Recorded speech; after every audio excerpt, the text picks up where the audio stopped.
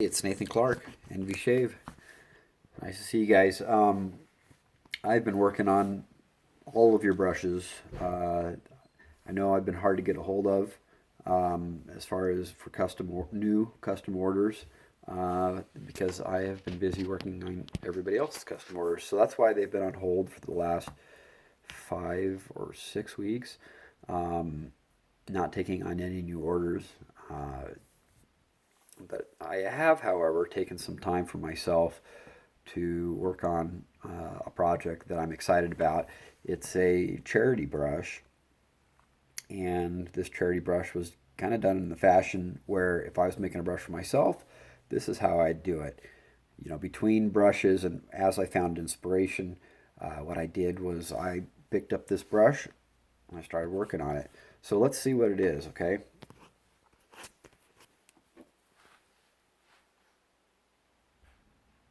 Okay, here it is. Really cool brush. This bottom part here is made from a seed pod, and it has so much detail, texture, depth in it. It's really, really a show-off material when done right. So how is it done? Well, it's a very, very involved process. So let's go over it. Okay, this very time consuming. What happens is you have to first rough turn this material here, and it is a mess and is not really great to work with. Um, by itself, it's pretty horrible material to use for almost anything. It's like turning a cattail. You know, the little plants that grow by the waterside. It just fuzzes out all over the place. Um, doesn't have a whole lot of structure and strength to it. It's full of air, would trap a lot of water in the material, which would ultimately make it rot and disintegrate. Okay, horrible material by itself, but I've made it the perfect material, and here's how. First thing is the material is rough turned to a cylinder shape. Okay, and then it's infused with an acrylic resin. Okay, that acrylic resin is at this point only bonding with the material on a microscopic level. Um, it's really just getting in all the invisible little voids and air pockets, the real small stuff that you can't see. And it's just stabilizing the wood, it's strengthening it, it's making it so that water cannot get in on a cellular level. Um, so that right there makes it so that, you know, if you were to make a brush out of it, it could hold up. Okay, but we didn't stop there. So after it was rough turned and stabilized, what we did was we joined it with, oh no, not yet. Actually, what we did was you can see these larger voids here that's filled with this amber color. Depending on the angle, it can look black. You can see three of them right there in a row. Actually, more down here.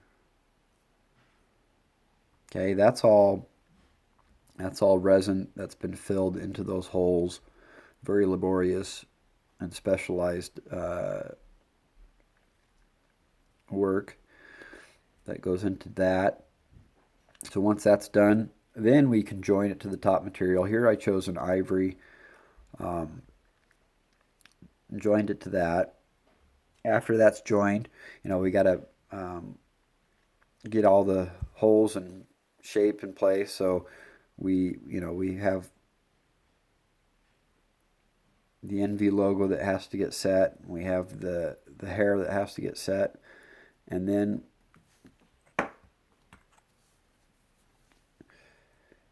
the whole thing has to be shaped. After that, we go and we sand this bottom portion here, and we sand it to a really really nice finish, and then um, we we add some oils to it. There's kind of a special blend of oils that I've got um, that harden and seal it completely. Again, even though it's been sealed now for its third time, pretty much, because we've got the initial uh, stabilization.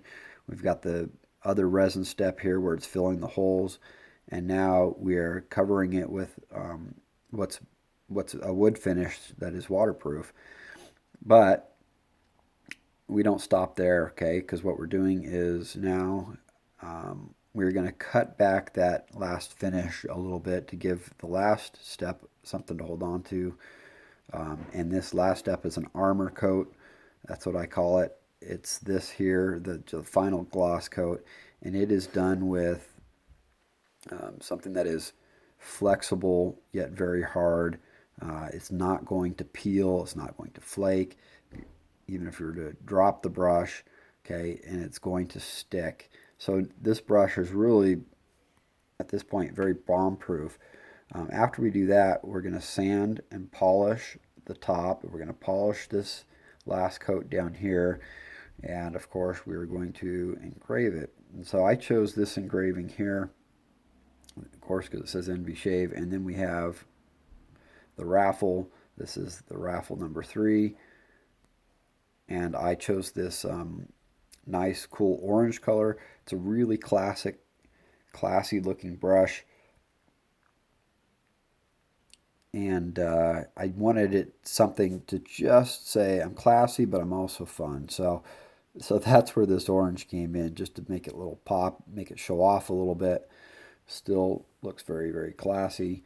And it's going to have a choice of this Black Wolf knot, which is this amazing synthetic that has very, very soft tips, has good backbone, but unlike a lot of other synthetics, it's going to open up very well on the face. And I have found this knot to really hold quite a bit of water. So it's going to come with your choice of that, or of course the Envy White, which is a 2-band badger with a lot of backbone. The tips are nice. That's your choice of options. It's also going to include a soap. Okay.